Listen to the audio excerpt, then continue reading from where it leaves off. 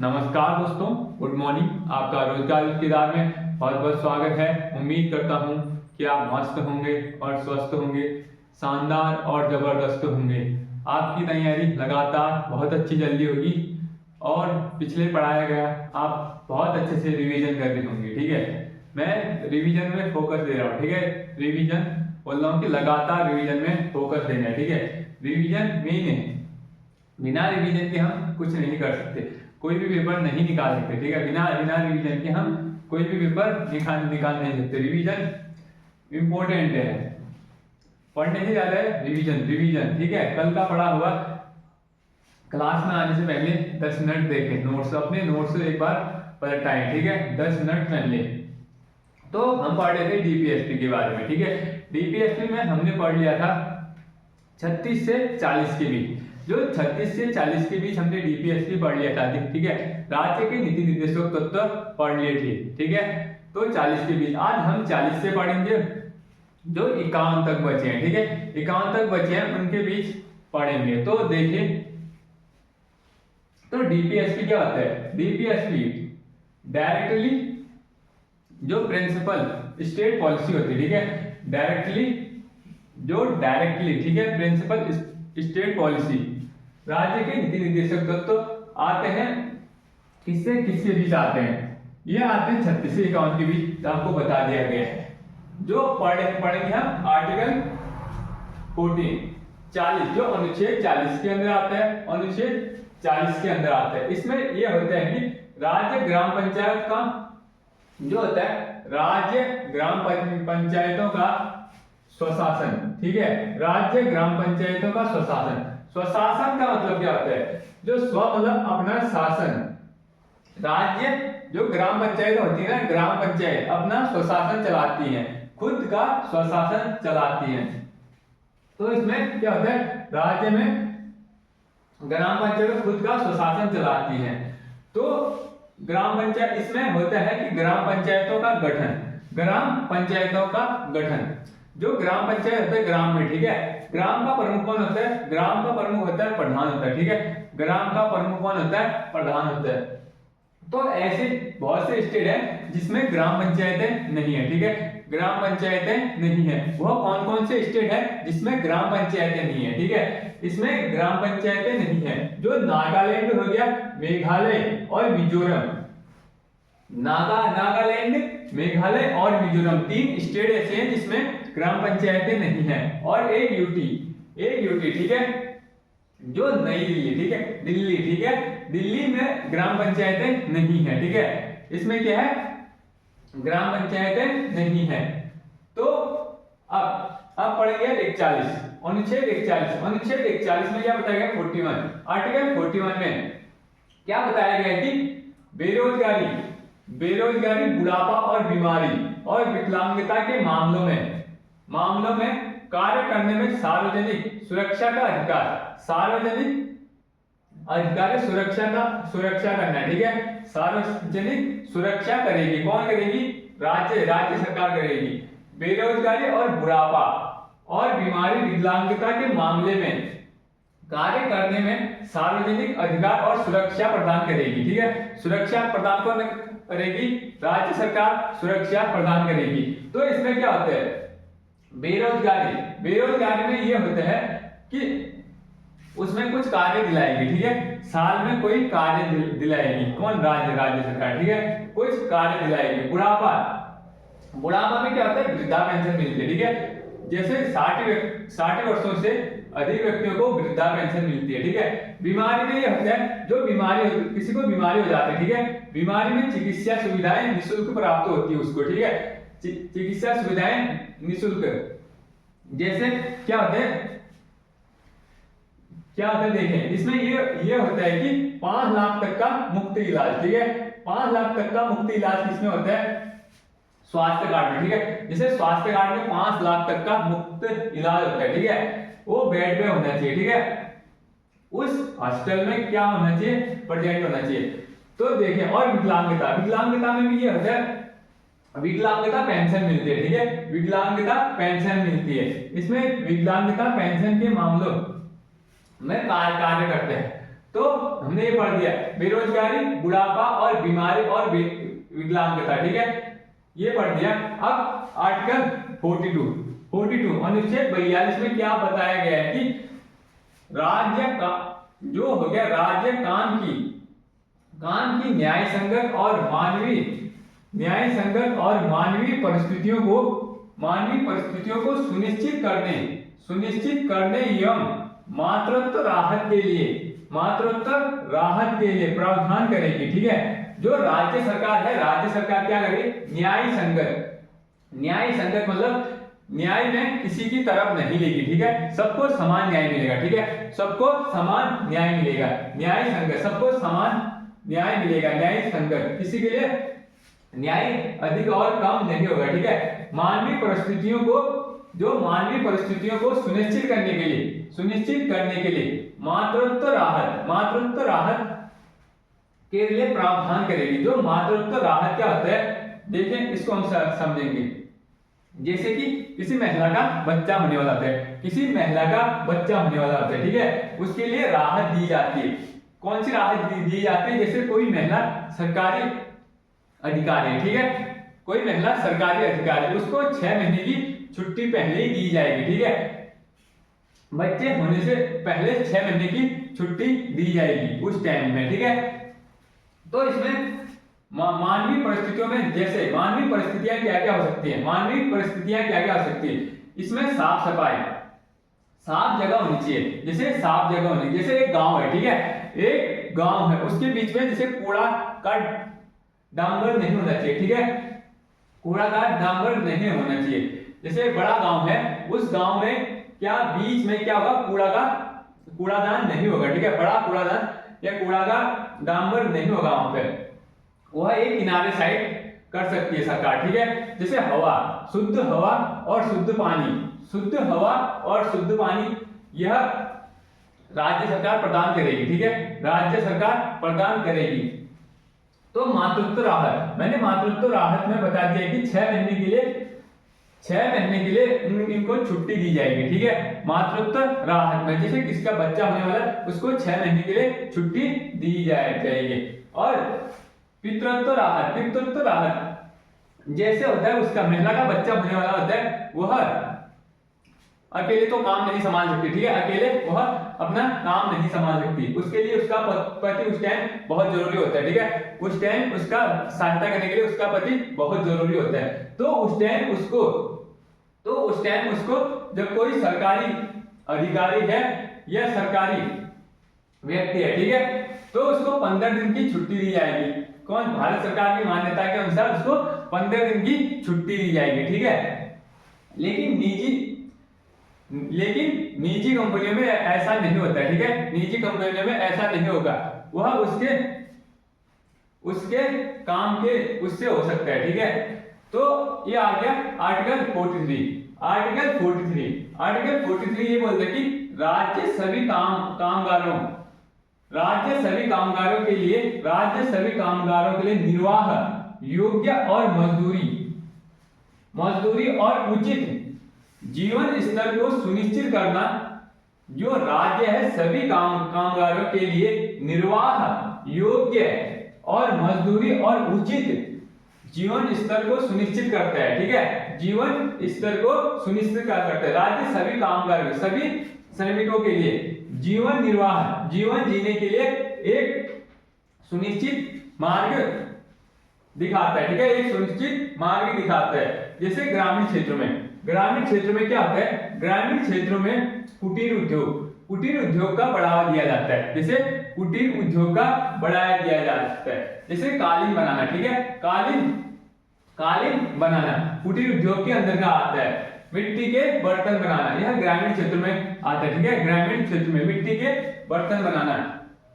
बांस की टोकरियां और डाले बनाना, ठीक है, बांस की बड़ी बड़ी टोकरियां और डाले बनाना, यह कुटीर उद्योग के अंतर्गत आता है। इसमें यह होता है कि कामगारों को काम मिल जाता है और मजदूरी उनके लिए उचित जीवन के सुनिश्चित करना यह अच्छा हो जाता है, ठीक है, उसके जीवन जीने के लिए सुविधाएं हो जाती हैं। तो इसके बाद आर्टिकल 43 के ए में क्या बोलता है? आर्टिकल 43 के ए में उद्योगों के प्रबंधन में उद्योगों के प्रबंधन में श्रमिकों की भागीदारी सुनिश्चित करने के लिए राज्य कदम उठाएगी। जो ये होता है कि इसमें जो उद्योग धंधे फैक्ट्रियां होती है ना, उद्योग धंधे और प्रबंधन के लिए श्रमिकों की भागीदारी, श्रमिकों का मिलना भी बहुत जरूरी होता है। जैसे कामगार का मिलना बहुत जरूरी होता है, वह अपने काम के प्रति जागरूक हो, ठीक है, वह अपने काम के प्रति अच्छे से जागरूक हो। यह अधिनियम कब आया था? यह अधिनियम आया था 42वां अधिनियम है, 1976 में आया, ठीक है, 1976 में आया यह अधिनियम। उद्योग और प्रबंधन, उद्योग के प्रबंधनों के श्रमिकों की भागीदारी सुनिश्चित करने के लिए, ठीक है, श्रमिकों की भागीदारी, श्रमिकों का मिलना है, मजदूरों का मिलना भी बहुत जरूरी है, ठीक है। इसमें कौन से आर्टिकल में? 43 ए में बताया गया, ठीक है, 43 ए में बताया गया। 43 बी में क्या बताया गया? 43 बी में, अनुच्छेद 43 बी में सरकारी समितियों के स्वैच्छिक गठन, सरकारी समितियों के स्वैच्छिक गठन और स्वतः कामकाज और लोकतांत्रिक, ठीक है, और पेशावर का बदलाव होना, ठीक है। यही होता है कि सरकारी समितियों के स्वैच्छिक गठन और कामकाज के लोकतांत्रिक पेशेवर को बढ़ाना, उसका कामकाज क्या है, ठीक है, उसका कामकाज क्या है, उसको बढ़ाना, ठीक है, उसको बढ़ाना। 44वां आ गया अनुच्छेद, ये इंपॉर्टेंट है, ठीक है, 44वां बहुत इंपॉर्टेंट है, समान नागरिक संहिता, ठीक है, समान नागरिक संहिता, जो समान नागरिक संहिता सुरक्षित करने के लिए प्रयास करना, समान नागरिक संहिता प्रदान करने का प्रयास करके, ठीक है। जो समान नागरिक संहिता सबसे पहले कहां लागू की गई थी? समान नागरिक संहिता जब हमारा देश क्या नहीं था? आजाद नहीं था, ठीक है, आजाद नहीं था, तब था अंग्रेजों का गुलाम था। उस टाइम समान नागरिक संहिता सबसे पहले यूसीसी लागू कब हुआ था? यूसीसी लागू हुआ था पहले गोवा में हुआ था, ठीक है, लेकिन हाल ही में सबसे पहले यूसीसी, स्वतंत्र भारत का यूसीसी प्रदान करने वाला राज्य कौन सा बन गया? उत्तराखंड बन गया, ठीक है, उत्तराखंड यूसीसी लागू करने वाला प्रथम राज्य कौन सा बन गया? उत्तराखंड बन गया, ठीक है, प्रथम राज्य स्वतंत्र भारत का उत्तराखंड बन गया, ठीक हो गया। इसमें यूसीसी में समान नागरिक, जैसे विवाह होते हैं, ठीक है, विवाह होते हैं, और जैसे विवाह होते हैं, ठीक है, विवाह होते हैं। अब आएंगे 44 के बाद 45 में, ठीक है, 45 में क्या बताया गया? इसमें बताया कि सभी बच्चों को जो 6 वर्ष की आयु पूरी करने में जो प्रारंभिक शिक्षा दी जाएगी, वो कौन देगा? राज्य सरकार देगा, ठीक है, वो राज्य सरकार देगा। सभी बच्चों को 6 वर्ष की आयु पूरी करने से पहले जो प्रारंभिक एवं बाल्य व्यवस्था की देखभाल प्रदान करेगी, कौन करेगी? राज्य सरकार। जैसे किसी का बच्चा होता है, ठीक है, सरकारी स्कूल में 6 वर्ष तक के लिए शिक्षा मुफ्त प्रदान की जाती है, ठीक है। जो 6 वर्ष से कम वाले बच्चे होते हैं उनको शिक्षा और बाल्य व्यवस्था की देखभाल के लिए क्या मुफ्त कराया जाता है, ठीक है, मुफ्त प्रदान की जाती है उसको। अब अनुच्छेद 46 में क्या बताया कि राज्य व समाज, ये राज्य होता है, ठीक है, राज्य व समाज के कमजोर वर्गों के लिए, अन्य कमजोर वर्गों के लिए शैक्षणिक एवं आर्थिक हितों के लिए बढ़ावा देना। ये बोल रहा है राज्य, समाज और कमजोर वर्गों के लिए, जैसे एसटी एससी, ठीक है, एससी एसटी व अन्य कमजोर वर्गों के लिए शैक्षणिक एवं आर्थिक हितों को बढ़ावा देना। शिक्षा और धन संबंधी हितों को बढ़ावा देना, ठीक है, धन संबंधी हितों को बढ़ावा देना। ये किसमें बोला गया कि आर्टिकल 46 में बोला गया है, ठीक है, आर्टिकल 46 में ये बोला गया है कि जो राज्य व समाज में कमजोर वर्ग के लोग हैं, ठीक है, कमजोर वर्ग के लोग हैं, अनुसूचित जनजाति के लोग हैं, अनुसूचित जनजाति हो गया और एसटी हो गया, ठीक है, वह अन्य कमजोर और शैक्षणिक और आर्थिक में उसको बदलाव या बढ़ावा दिया जाएगा, ठीक है। अब आ गया 47 में। 47 में ये बोला है कि लोगों के पोषण स्तर और जीवन स्तर को लोगों के पोषण स्तर और जीवन स्तर के ऊपर उठाना, ठीक है, को ऊपर उठाना और सार्वजनिक स्वास्थ्य और सुधार करना, ठीक है, सार्वजनिक स्वास्थ्य और सुधार करना। यह होता है कि लोगों के पोषण एवं जीवन स्तर को ऊपर उठाना, ठीक है, जीवन स्तर को ऊपर उठाना और सार्वजनिक स्वास्थ्य सुधार प्रदान करना, किसमें बोला गया, यह 47 में। अब 48 में ये बोला गया, और आर्टिकल 48 में ये बोला कि गाय एवं बछड़ों दुधारू पशुओं, ठीक है, गाय एवं बछड़े दुधारू पशुओं के वध पर रोक लगाना और मवेशियों को पालना और उनकी नस्लों को सुधार करना। यह किस आर्टिकल में बताया गया है, यह आर्टिकल 48 में बताया गया है। जैसे बछड़े, ठीक है, दुधारू पशुओं को दूध निकाल के क्या कर देते हैं, वो रोडों में भगा देते हैं, ऐसा करना जुर्म है, ठीक है, ऐसा करना जुर्म है। गाय और बछड़ों को दुधारू पशुओं को उनको मारना या काटना, उसके ऊपर रोक लगाया गया है। यह किस आर्टिकल में बोला गया, आर्टिकल 48 में। और मवेशी को पालना और उनकी नस्लों में सुधार करना, ठीक है, आर्टिकल 48 के अंदर आता है। आर्टिकल 48 के 1 के अंदर क्या आता है, आर्टिकल 48 के 1A के अंदर आता है पर्यावरण की रक्षा करना और देश में वनों एवं वन्य जीवों की रक्षा करना, पर्यावरण जंगल की रक्षा करना, ठीक है, पर्यावरण जंगलों की रक्षा करना और वन्य जीवों की रक्षा करना। जो जंगल में वन्य जीव हैं, जो जंगल में जीव हैं, उनकी रक्षा करना, ठीक है। यह एक्ट कब आया था, यह अधिनियम आया था 42वां 1976 में आया, ठीक है, यह अधिनियम आया था 42वां अधिनियम है, ये 42वां अधिनियम आया था 1976 में आया था, ठीक है, 1976 में। इसको जो पर्यावरण एक्ट है ना, पर्यावरण एक्ट, इसको हम छाता एक्ट भी बोलते हैं, ठीक है, इसको हम छाता एक्ट भी बोलते हैं। यह आया था 1986 में। छाता एक्ट कब आया था, छाता एक्ट आया था 1996। वो वन्य जीवों की संरक्षण के लिए यह अधिनियम कब बना, वन्य जीवों की संरक्षण के लिए अधिनियम यह बना था 1972 में। 1972 में यह अधिनियम बना था। आर्टिकल 49 क्या कहता है, राज्य की कलात्मक और ऐतिहासिक महत्वता के प्रत्येक स्मारक की रक्षा करना, ठीक है, जो राज्य में, ठीक है, कलात्मक और ऐतिहासिक जो स्मारक हैं उनकी रक्षा प्रदान करना, ठीक है, उनकी रक्षा प्रदान करना, तो वह टूटे ना। जैसे बड़े बड़े मंदिर होते हैं, ठीक है, उनकी रक्षा प्रदान करना, जैसे ताजमहल, ठीक है, ताजमहल और प्राचीन मंदिर कलात्मक और ऐतिहासिक स्मारक की सुधार करना, ठीक है, उनमें सुधार करना या रक्षा प्रदान करना। यह किसमें बताया गया है, यह आर्टिकल 49 में बताया गया है। अब 15 में यह है कि राज्य की लोक सेवाओं में न्यायपालिका एवं कार्यपालिका से अलग करने के लिए यह कदम उठाया गया है।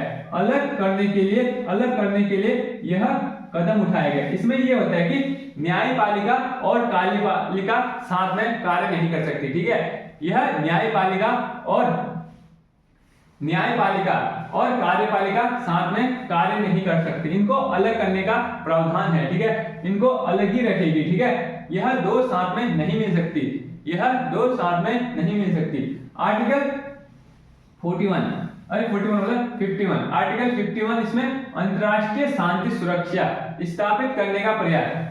जो अंतरराष्ट्रीय शांति हम सुरक्षा किस प्रकार स्थापित कर सकते हैं, अंतरराष्ट्रीय शांति सुरक्षा स्थापित करने का प्रयास। तो हम जो अंतरराष्ट्रीय शांति सुरक्षा हम किस प्रकार कर सकते हैं, यह आर्टिकल 51 में बताया गया है कि जो अंतरराष्ट्रीय शांति सुरक्षा स्थापित किस प्रकार कर सकते हैं। हम इस प्रकार करते हैं कि राष्ट्रों के साथ सम्मानजनक संबंध, जो अन्य देशों के साथ हम सम्मानजनक संबंध स्थापित कर सकते हैं, ठीक हो गया, और उनके साथ अच्छा बर्ताव करके, ठीक है। और मध्यस्थता द्वारा अंतरराष्ट्रीय विवादों के निपटारे का प्रोत्साहन करना, जैसे मध्यस्थता करेंगे, मध्यस्थता द्वारा जो अंतरराष्ट्रीय विवाद होते हैं ना, जो अंतरराष्ट्रीय विवाद होते हैं उनको निपटाने का प्रोत्साहन करेंगे, उनको निपटाने का प्रोत्साहन करेंगे हम, ठीक है। इसमें 91 है अंतरराष्ट्रीय शांति सुरक्षा स्थापित हम कैसे कर सकते हैं, ठीक है। हम कुछ इस प्रकार करेंगे, ठीक है, कुछ इस प्रकार किए। तो हमने पढ़ लिया था कितने से 36 से 51 तक आज हमारे पूरे हो गए, ठीक है। 36 से 51 तक आज हमारे पूरे होंगे। इसके बाद हम पढ़ेंगे मौलिक कर्तव्य के बारे में, ठीक है। इसके बाद हम पढ़ेंगे मौलिक कर्तव्य के बारे में। हमारे मौलिक कर्तव्य कौन कौन से हैं, तो आज की क्लास हम इतने लेंगे। तो दोस्तों वीडियो में, ठीक है, वीडियो में जितनी भी गलतियां आ रही है आप कमेंट बॉक्स में बता दीजिएगा कि कहां पे गलतियां हो रही हैं। और वीडियो अच्छी लगी हो तो लाइक शेयर करें और सब्सक्राइब कर दीजिएगा। धन्यवाद। जय हिंद, जय भारत।